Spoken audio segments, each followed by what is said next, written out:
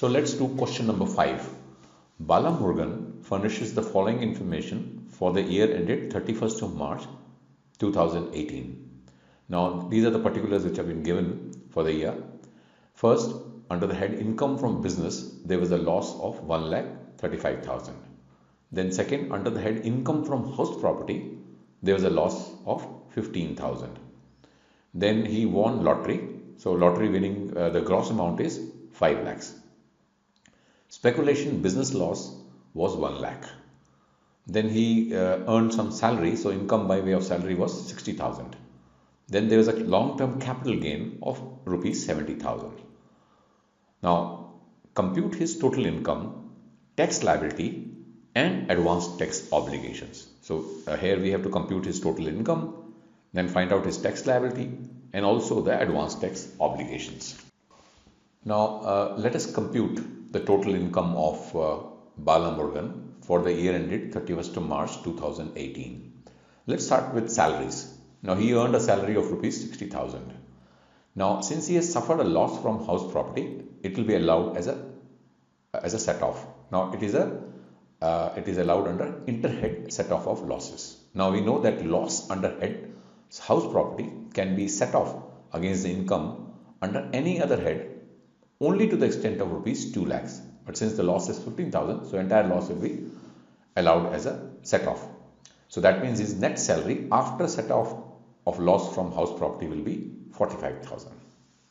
Now let's compute his profits and gains of business or profession. Now we know that he has made a profit on speculation business income, which is 1 lakh. But he has also suffered a loss on some other business.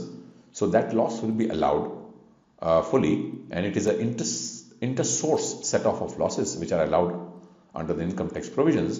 So the loss of one business can be set off against the profits of another business to arrive at the net income under the head profits and gains of business or profession. So because of this provision, the entire business loss of 1,35,000 will be set off against the speculation business income. So that means now we will have only 35,000 the loss, which will be called the net business loss, to be set off against some other income, which will be set off against long-term capital gains, because he has earned a long-term capital gains. Now let's calculate his income from capital gains. Now he has earned a long-term capital gain of 75,000. Now since he has suffered a loss on business and he has certain loss which can be set off, so that will be allowed. It will be an inter-head set of losses. So that means the long-term capital gain after set off of business loss, which is the remaining business loss of 35,000. So his long-term capital gain now will be reduced to 35,000. Then let's talk about income from other sources. So we know that he has won a lottery of 5 lakhs, which is a gross amount. So his total income will be 5,80,000. So now let us compute his tax liability. First we have computed his total income. That was the first part of the question. Now we move to the second part to compute the tax liability. Now since he has earned 5,80,000, which consists of 5 lakhs of lottery income and 80,000 from remaining income. So on the total income of rupees 80,000, there will be nil tax because it is below 2,50,000. But on lottery winning, we know that there is a special rate of income tax of 30%. So on 5 lakhs, his liability will be 1,50,000. Then there will be education cess of 2% and cess of 1%, which will be levied on 1,50,000. So it comes to 4,500. So his total tax liability will be 1,54,500.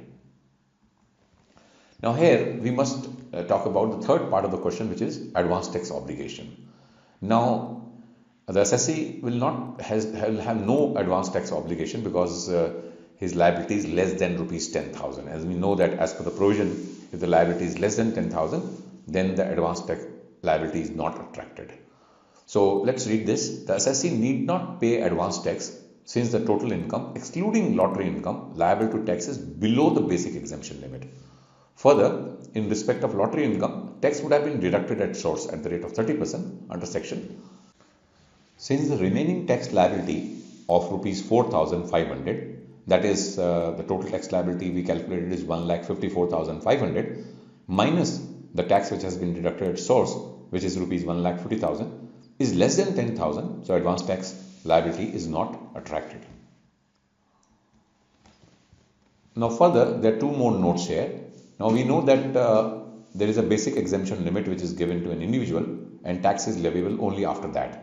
So it will first be exhausted against his salary income. So he has earned a salary income of 45,000 and then the unexhausted basic limit, exemption limit of rupees 2,05,000 can be adjusted against the long-term capital gains of rupees 35,000. This is as per section 112, but not against the lottery winning, which are taxable at a flat rate of 30% under section 115BB. So which says that this net lottery winning, they are taxable at flat rate of 30% and they cannot be set off against the basic exemption limit because there is a separate rate for that. Now second note says that the first provision to section 34C subsection 1 provides that since it is not possible for assessee to estimate his income from lotteries, tax payable after considering TDS on such income should be paid in the remaining installments of advance tax which is due. Now here in this note it is mentioned that it is not, you see, whenever you earn make some income from lotteries, it is not possible to estimate the income for the purpose of tax payment. So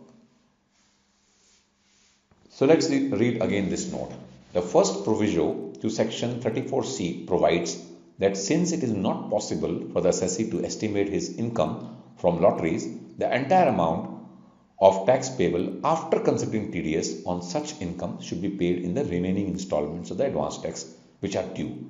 Where no such installment is due, the entire tax should be paid by 31st March 2017.